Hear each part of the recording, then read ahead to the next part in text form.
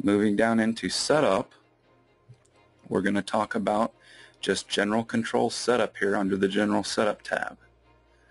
So we've got three main controls for plunger lift. We've got disabled, which means the IO is not working, the plunger logic is not working, the plunger control app is disabled. Manual means the IO is active, but the plunger logic is not working.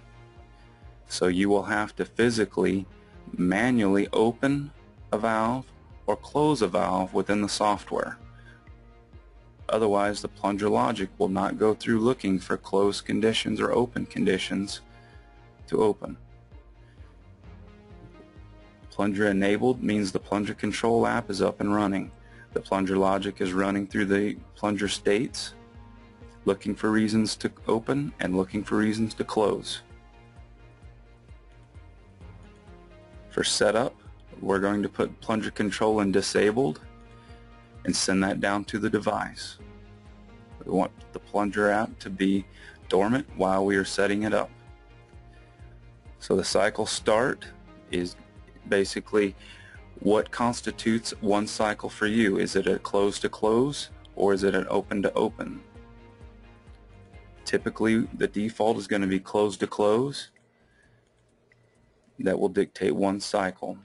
Startup mode, whenever we hit reset or enable plunger, do you want it to come up in a state 1 closing the valve, waiting for the plunger to fall, or do you want state 6 in afterflow to be your startup mode? Default is state 1, so I'm going to leave it at closing valve. And then if you need to reset the plunger, you can select reset here and send it. Moving down into tuning, we won't get into much tuning into this video, but just to show you the screens, this is where you enable optimization for the tuning of all the options that require tuning. So this is a one-time enable across all options. It's a global setting. We're going to leave it disabled here for this startup. Now plunger fail factor tune, we'll get into arrivals a little bit later, but if you have a non-arrival, this is the factor that we're going to tune by. This is not a typical tune. This states that I had more than a slow arrival, I had a non-arrival, and I need to take a bigger adjustment to get back into my normal arrival window. So this is where you could put something like a 2 to double a typical tuning step to try to get you back to a normal window quicker. My well geometry, this is important for some of the calculations that the plunger control app will do.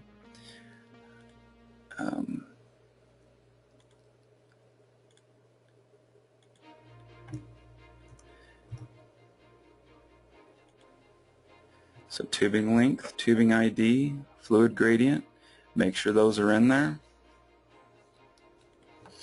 And then log size, this is how big do you want your statistics to be? How many cycles do you want to be logged for statistics?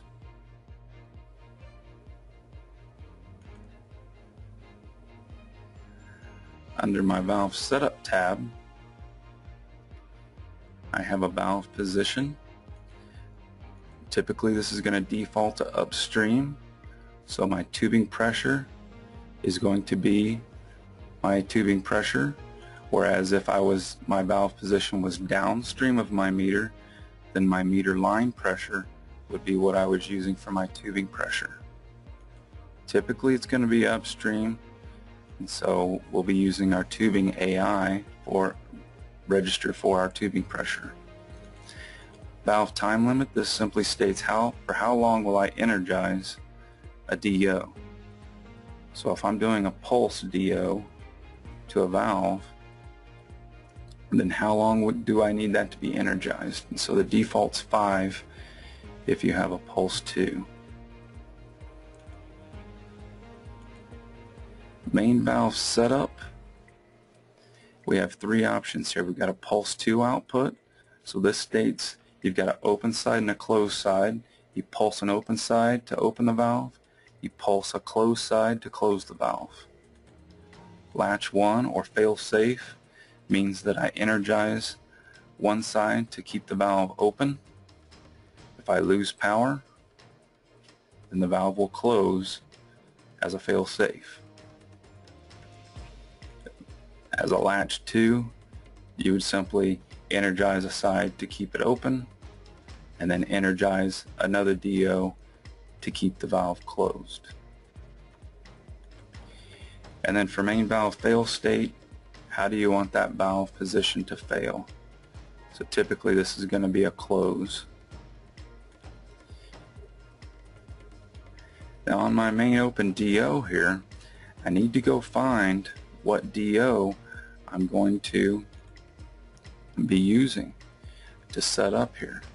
Now you'll notice that I made some changes on this page and I tried to navigate away before I sent down to the device. So the PCC is going to remind you, if you do that, that you ask if you want to send the data before you exit. And so I'm going to say yes, I do. And then I'm going to come over to my I/O and I'm going to look at my DO here. So 7.2.4. So I want to run a fail safe, and I'm going to enter my app array register for my open DO, which for me is 724.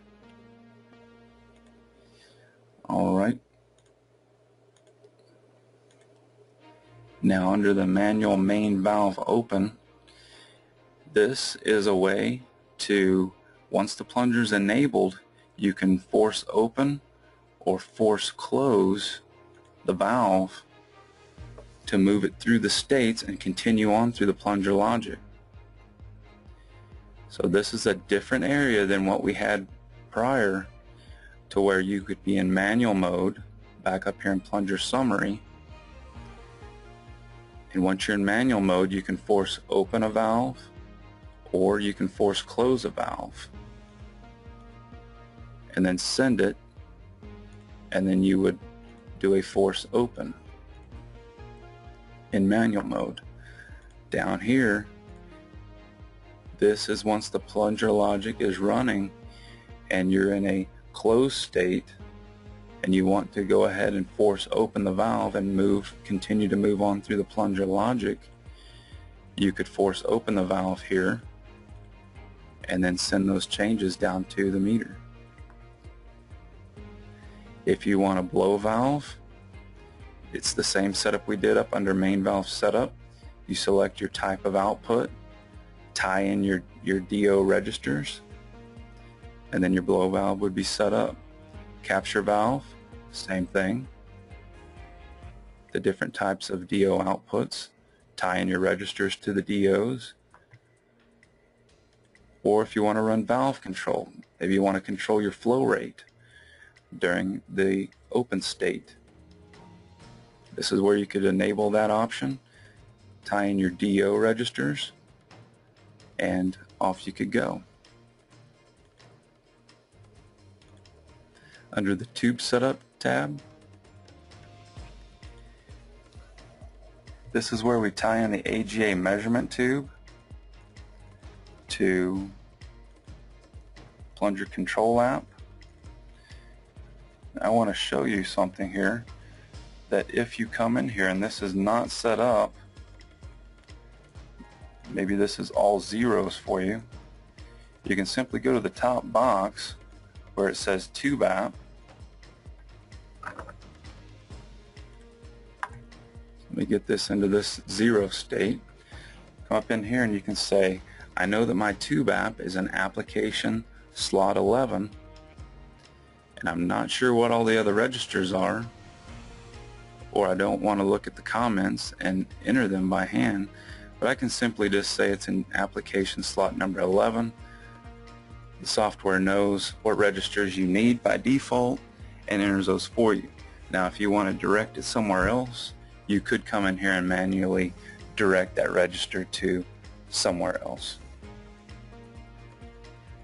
Under the Input tab, this is where I'm going to look for my AIs, such as casing pressure. So let's go over and look into our IOs under the tab. So 7.4.3 is AI1, 7.4.4 is AI2.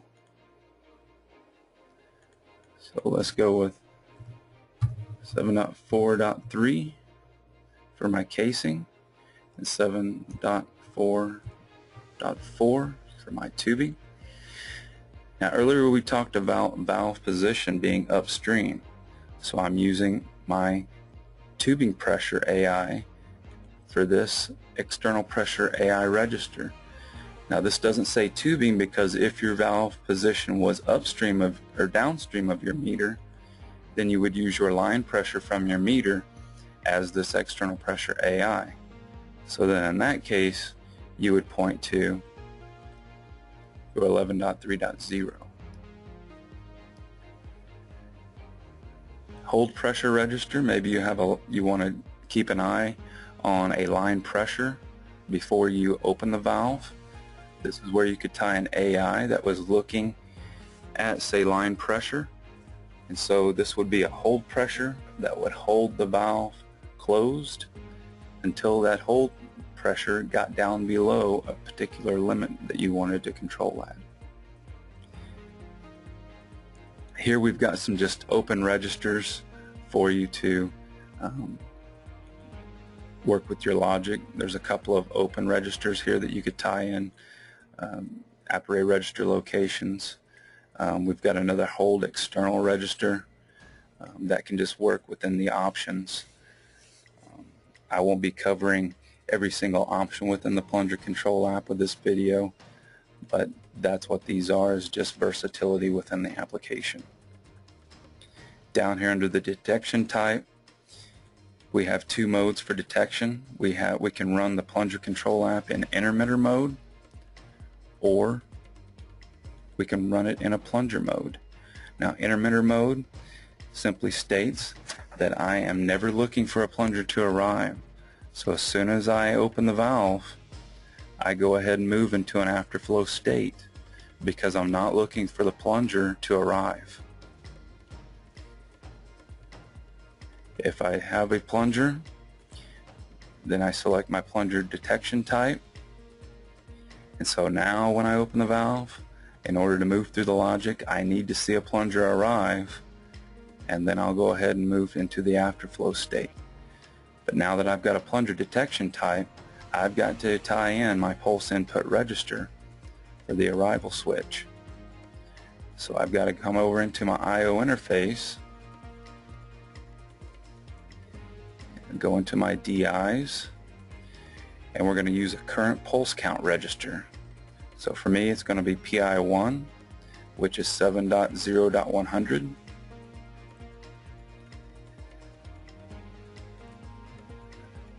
I'll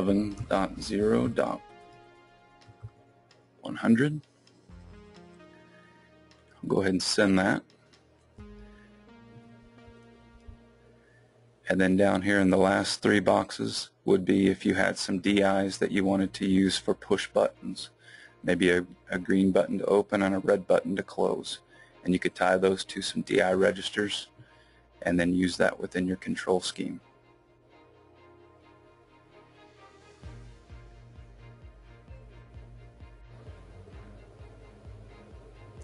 Alright, let's move down into the plunger lift states.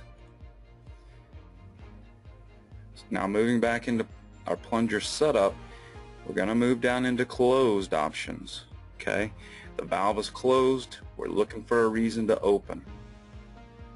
Now here under my closed tab, I have all my options for looking for a reason to open. And you'll notice that although I have all these options, only the options that are enabled are actually turned on or viewable at the top as a tab. So right now I've only got a closed timer turned on, and so that's the only tab that's available for me to go in and edit. So I'm going to go ahead and enable a tubing minus line option, and now you'll see that my tubing minus line option comes up under my closed options. Now this is enclosed. We'll also have the option to set up our fall delay.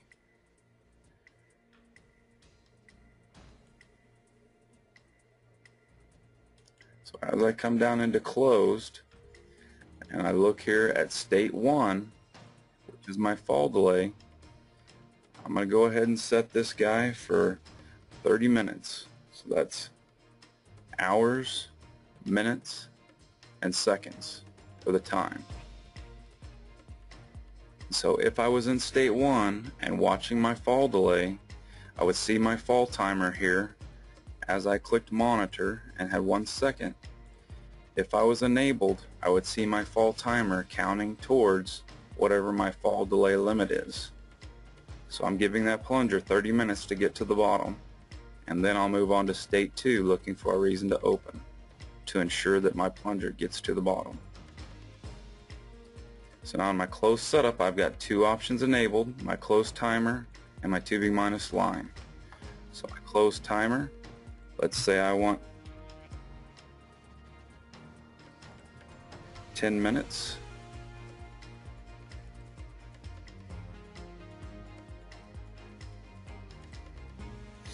So I've got 10 minutes. Go ahead and send that down. And now in state 2, as I pass the fall delay timer, I'll move to state 2, and then my close timer will begin counting up to my limit. On my tubing minus line option, I'm looking for a differential pressure between my tubing and my line as an indication of when I want to open. So let's just go ahead and put, we're going to say 200 here. And so if I had a tubing and line value, that differential pressure would be showing up right here in this value tab. And then once that pressure got above my set point limit here, then my valve would go ahead and open.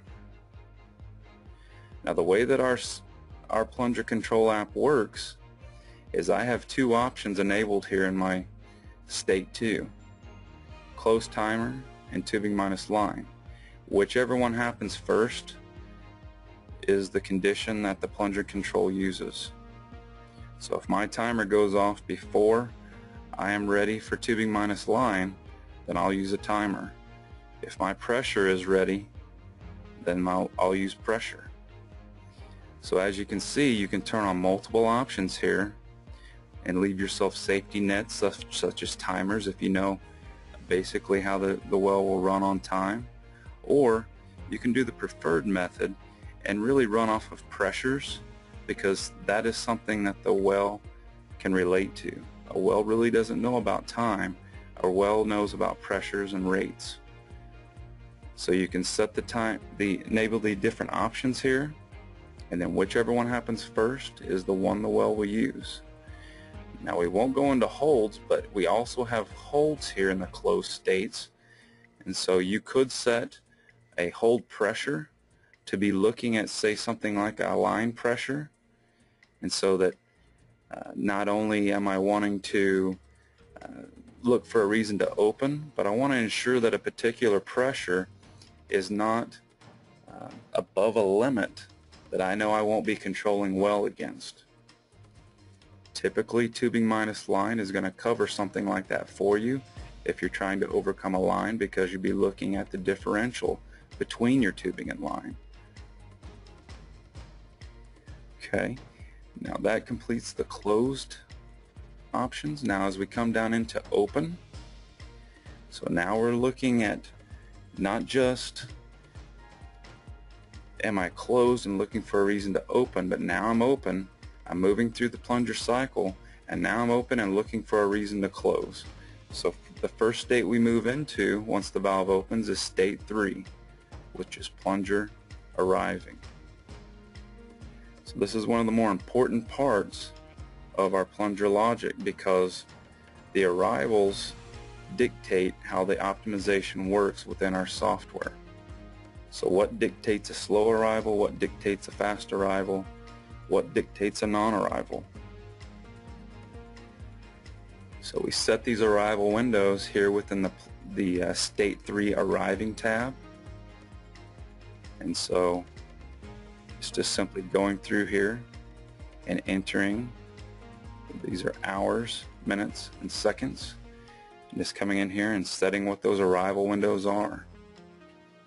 So that a normal arrival window is right in here between, in my example, which isn't realistic, would be between 1 minute and 30 minutes would be what would be classified as a normal arrival window in my simulator here. Up here we have some statistical data, what the plunger stats are doing. We have what the current arrival timer is. So if you're in State 3 and you're on this page and you're rereading or checking monitor, then you're going to see your arrival timer counting. And then over to the right of that you have what your last arrival time was. Below here is we have non-arrival counts.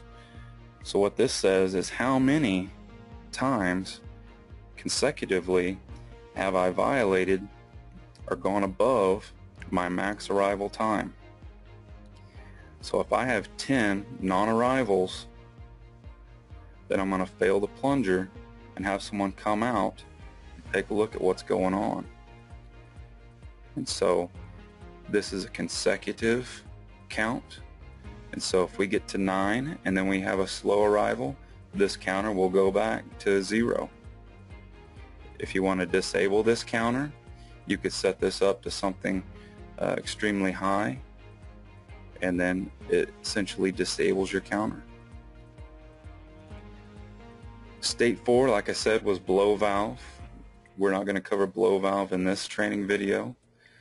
State 5 is plunger arrived. You typically won't see that you're in a State 5, but we do have an option within State 5 here where you can swab a well. And so if you enable plunger swab, what you can say is how many times do I want the plunger to run up and down the well. And so this is sort of a maintenance mode where you could set, say, 50 plunger swab runs, and so the plunger will it will close, let the plunger get to the bottom, and then it'll open, allow the plunger to arrive, and then it will close immediately upon arrival and allow the plunger to go back down to the bottom. And so you'll just sit there and run the plunger up and down your well trying to clean it out for a user dictated number of runs. Then down here below there we have total cycles. So you could set up a maintenance schedule for a plunger, and it will keep count of how many cycles you've ran since the last time you had a plunger maintenance. Just kind of a maintenance warning there. So now that the plunger has arrived, we're in State 6, and so we are in an open state, we're flowing, and we're looking for a reason to close. So I'm going to enable, go ahead and enable an afterflow timer, and I'm also going to enable a flow rate close here. I don't typically like to use timers, but as a startup, typically a majority of operators know how their plungers run on time, so they typically can be comfortable with a time. And so as a startup, it's typically good to go ahead and have a time as just your backup option for your comfort, because like I said, the plunger logic will use whichever option becomes true first. So if your timer becomes true first, then that's the option that it will close on, your open timer. And so as you can see, you could set a well up. If you were coming from a timer system, you could set a well up to run on time and use that as a backup to run as you always do, still allowing a well to run as it wants to run on pressures and rates. And what you'll find most of the time is if you're fair with your timers and you set them out there fairly, then typically if a well is ready to go with pressure, or if a well is ready to close with rate, and we have good data, typically the well is going to pick a pressure or a rate to control on.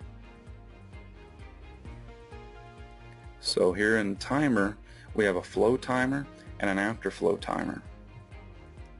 Now what we'll see here is a flow timer. Whenever that valve opens, your flow timer begins counting.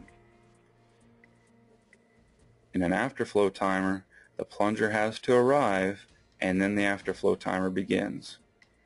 So I'm going to enable my afterflow timer because I want to allow that plunger to get to the top, past my arrival switch, and get into an afterflow state, and then have my afterflow timer going. And so here's where I would set whatever my afterflow was, my afterflow time. And so if I was in state 6 here, watching this screen with reread or monitor, I would see my timer running through, counting up towards my time limit. Flow rate close. So now we're open, we're flowing, and we're looking for a set point for my flow rate to fall below before I close my valve.